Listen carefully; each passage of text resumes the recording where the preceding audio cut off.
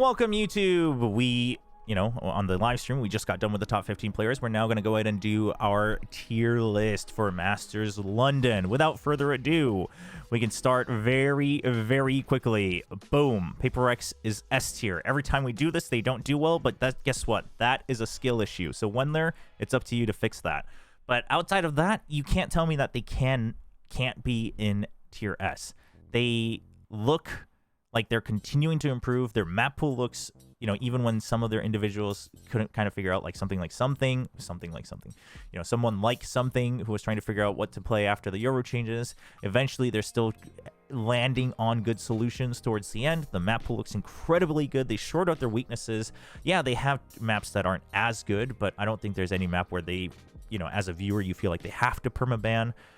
And overall, I think the meta is now at a place where PRX's style can look unique again, where not everyone is just doing the baseline, and that actually makes PRX uncomfortable. So, is anyone S tier? I don't think so, actually. But then who is right below them?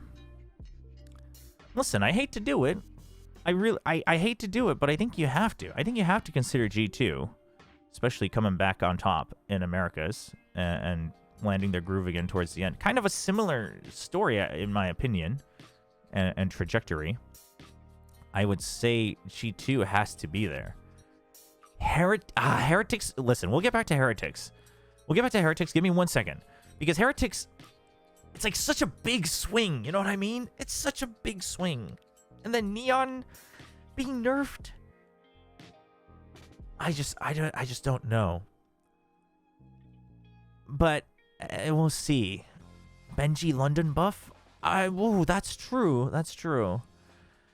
I was wondering if NRG should be up there, but I think that's a little bit too hopeful. NRG's probably a solid B. Heretics? I think Heretics A tier is like riding on the hype a little bit too much, no?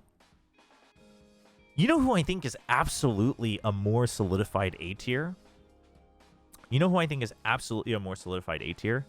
I think GE is A tier. And everyone's going to be like, you guys, did you watch the final weekend, Chobra? This dude doesn't even watch the games. And I'm going to be like, dude, everyone thought they were done for when they lost to friggin' PRX. And then they came back so much stronger. No, listen, the peak is definitely A tier. It's just a question of, do they do the silly things again that make their floor come up? But every time they show their floor, they get better. That's what they've proven for the entire year, from kickoff into stage 1, in the middle of stage 1, into the playoffs. I feel like that was such an important lesson for them. And I feel like this, this is also just trust, right? Because, who doesn't want to win? But I feel like they won't let this opportunity slip by. No, I think GE is, listen, I'm very scared to do this, but if I don't do it now, who knows if I'll ever get another chance? You know what I mean? Like, this is the one chance that we can get excited for it if you actually believe. I totally understand that people are like, whoa, that's a little crazy. I totally get it. Listen, the way they played, if they play the way they played in the final weekend, they're freaking down here if they play the way they did against the Full Sense and PRX in the final weekend. But I'm just believing. That they won't do that. I believe. I believe. At which point, I'm going to put Heretics at B for now. Maybe I'll put them at top B for now.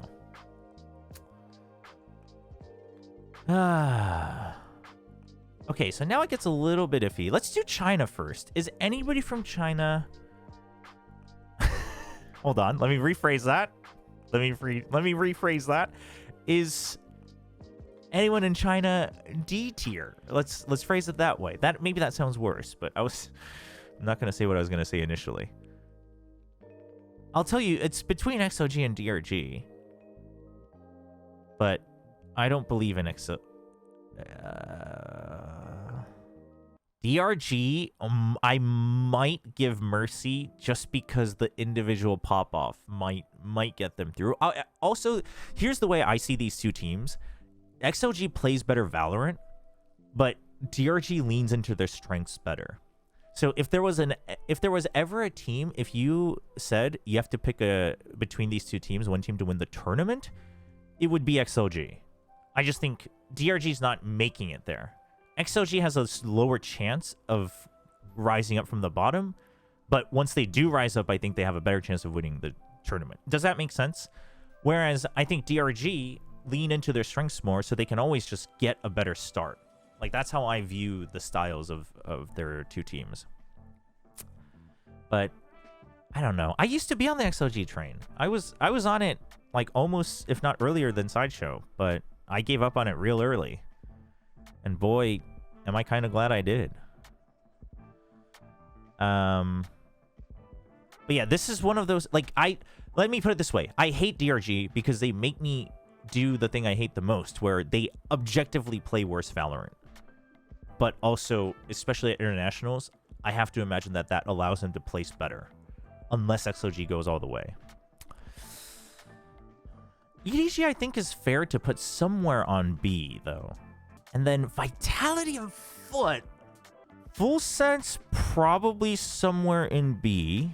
Foot D tier just because of TMV. Where I actually don't know how I feel about Vitality. Obviously, just like the names are like always like minimum top B, but Vitamin C. But everybody knows vitamin C is important. But do we know how important vitamin B is, though? Like, come on. I have no problem with some people putting Vitality like as the highest EMEA team, but I would argue that there's hopium there. Lev should probably be high B. DRG, the sole C tier team. The thing is, I don't think EDG deserves to be in C tier, but do I think any of these teams absolutely deserve to be below EDG? Is a little tough. See, part of me wants to consider Full Sense to C, but then I'm like... But I also think... I think GE and Full Sense are both making playoffs. I'm Indian and a GE fan, but like, do you love GE this much? You put over All-Star teams in A when I see everybody putting them so low, especially below Full Sense? Dude, the people who are putting them below Full Sense are literal recency biased Andes. They watch the final weekend and they're like, GE is actually bad. I knew it. And it's like, brother. I mean, listen, all credit to Full Sense. I think Full Sense prepped incredibly well for the final weekend. I think they played really well. But I think to be downer on GE because of that weekend is insane, in my opinion. How do we feel about Vitality C? How do we feel about Vitality C? How do we feel about Vitality C? This is like it's just a vibe move. Vitality C. It's just a vibe move. Spoiler alert, Yinsu's on tonight's Perfect Read. I'm not going to tell her I did this while we record. No, literally the reason I moved them down is because I rate EMEA quite low. Actually. That really is the reason. Although it is home ground. It is home ground for EMEA.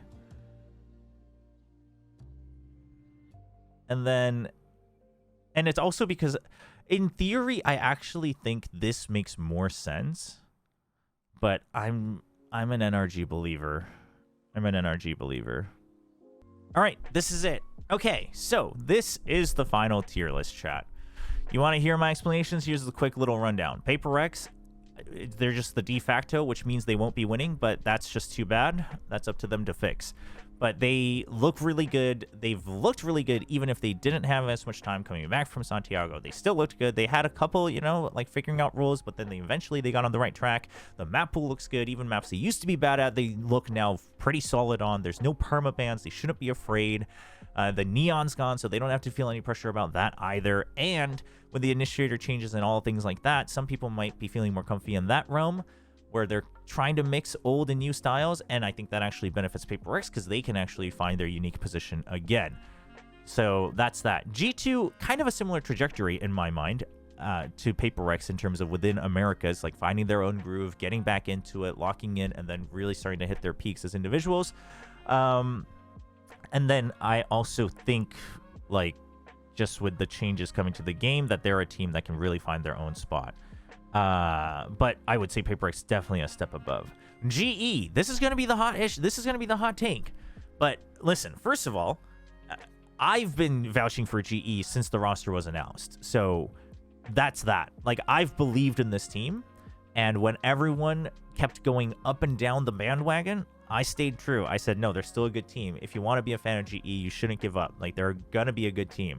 I've always told you that throughout the whole year so far, and I would say that they've mostly delivered. Was I disappointed in their final weekend? 100%. Like, more than 100%. It was actually really disappointing. But I think every time they've hit that low, which I would say showed up a little bit in, what was it, like week 3 and 4 in stage 1 as well. They then shored that up, and they looked really good going into playoffs to beat Nongshim and then play in the playoffs. And I would say that they continue to improve upon that. So legit, I think if they let me phrase it this way. Do I think they could have I think they should have been able to get the first seed? Actually, yes. But I think they kind of took their foot off the pedal. Also, credit to Full Sense. I think Full Sense came really well prepared for the final weekend. So that's that. But I think GE is looking really, really good. So I think GE, their ceiling is very high. Let's put it this way. I think their ceiling is absolutely A tier. But if the floor shows up, they're D tier, like 100%. And you could argue, well, then with that much variance, why would you put them in A tier? I just believe that they're going to learn from what they did in the finals. And if they didn't, that's probably when I stop hyping them up so much. And then Lev. Lev, I would argue the hype feels kind of similar to GE, although I would say stylistically quite different. But obviously very, very talented team. Very, very young and talented team. And King seems to have really been able to rally them around alongside the coaching staff and kind of lean into their strengths. I would say that Lev feels a bit more pre-planned, which I think puts them at B tier. Like, they have obviously individual pop-offs, but the team plan is much more pre-planned, a little bit structured.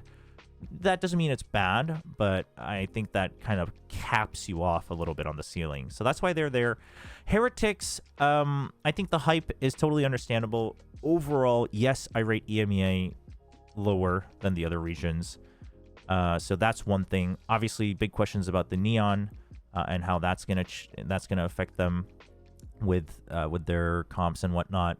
So there's some big questions there as well. So I think it's just one of those things. And if I was gonna be hyped on Lev or Heretics, I'm just gonna choose to be hyped for Lev. That's really it. Obviously, the experience, et cetera, you could argue that. If someone has, if someone told me that, oh, I think Heretics should be A tier, like I'm not gonna argue against that. And then Full Sense. Part of me considered putting them in C tier, but also I just think their floor is incredibly high because their mechanics are really, really good, and they have someone named Primi. Now, how many teams are going to be able to be really, really good about targeting Primi and punishing Full Sense? That remains to be seen. But also, surely with everyone in the world talking about their 1-4 setups, Cruz and the team has figured out how to fix that in the time, not much time, but in the time that they've had. So I expect both GE and Full Sense to get out of Swiss stage. So with that, it'd be hard to not put them in B tier. Prickster, thank you for the super chat. This will be the most distinct Masters event ever because everything is going to be unpredictable with all these different teams. I mean, I think this is a very, very exciting Masters. EDG, listen, we're kind of feeling the magic. They're kind of coming back in form. Now, I don't know if I rate China that highly because I learned my lesson last year by getting excited for them going into champs, and then they really, really disappointed me. Mostly Billy Gaming. But EDG is a team, when they do look good, you've always known that they will be good because the roster is very, very strong. It looks like they've really settled back in with Jenny coming in and filling that slot. It feels like it's not just Kong that they have to rely on as well. And they have the only Korea-based Korean coach because G2 has Josh RT as well, but Korean American. So that's not the actual reason. But I think EDG has performed just enough for there to be hype. So I'll put them in B tier to give a little CN representation. NRG, I think it's actually incredibly hard for me personally because I believe in NRG. I really like their base style. I like their base characteristics, their base tendencies. I actually like that style of play, even though I'm in Pacific, because NRG you would consider normally on paper that they're very opposite of Pacific, right? Much more default heavy, slow get info, things like that, heavy anchors, things like that. So I like that style. So A, I like it. B, it's just safe a lot of times in terms of you still get a very, very solid baseline. And when you consider all of that, I think for me personally, it'd be very hard for me to ever put NRG much lower than B tier going into almost any international. I would say that by them qualifying, like if they didn't qualify, that would have really made me be like, okay, they're going to need a lot more time to rework things. But by qualifying, they've given me the faith that they still can perform up, their floor being not too low. And that's why. Which, unfortunately, pushed Vitality down to Tier C. And honestly, if Vitality was an America's team and NRG was an EMEA team, they would be swapped. That's really what it comes down to. I just don't know how to feel about Vitality, to be very honest. Obviously, very, very talented roster. But I'm just not sure what to think about Vitality overall, especially when I'm confused about what to think about EMEA in general. DRG. DRG is above XOG simply because, I've explained this earlier, I don't know if I'll edit that out though, so we'll talk about it here. I think DRG objectively plays absolutely worse Valorant than XOG. There's no argument against that. But they also then just lean into what they're good at, and therefore their floor is higher, right? I think that matters going into an international. Like, you'll still do what you're good at. Whereas XOG sometimes, like, they're gonna be like reading their own meta and playing these comps and trying to play these, very, very, solid defaults, and it's like you don't know how to react away from that, things like that. So I would say that that's where it gets questionable. XOG absolutely has a higher ceiling. If I had to pick one of those two teams to win the tournament, it'd be XOG over DRG any day. But I just cannot imagine that DRG's floor is lower, and that puts XOG here. Listen, I was actually really disappointed with them at Santiago, and I'm not on the CN hype train yet, having been burned by them once before.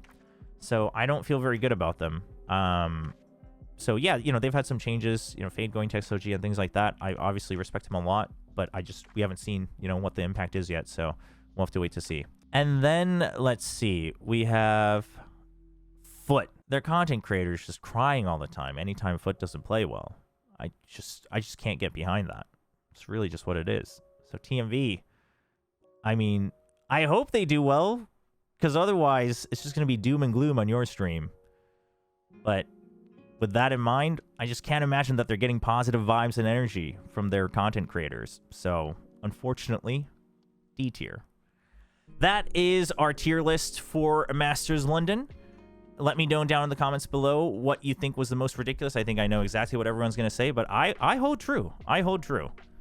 I stand by, not hold. I stand by GE and the GE belief. Because like I said, also, if I don't do it now, who knows when I'll get another chance. So I am going to be standing by GE, but let me know down in the comments below what you think about this tier list. Either way, we have a lot of new faces. It should be exciting. And I will most likely be doing VOD review streams and not live streaming all the matches because of the time zones, etc. So I probably won't be live during the matches for the most part. I'm going to try to look to be able to live watch the final weekend. But otherwise, you can join me at a time zone that's more comfortable for you, unless you live in EMEA. And then we'll follow along and see how these teams perform during Masters London. Thanks for watching, and I'll see you guys next time.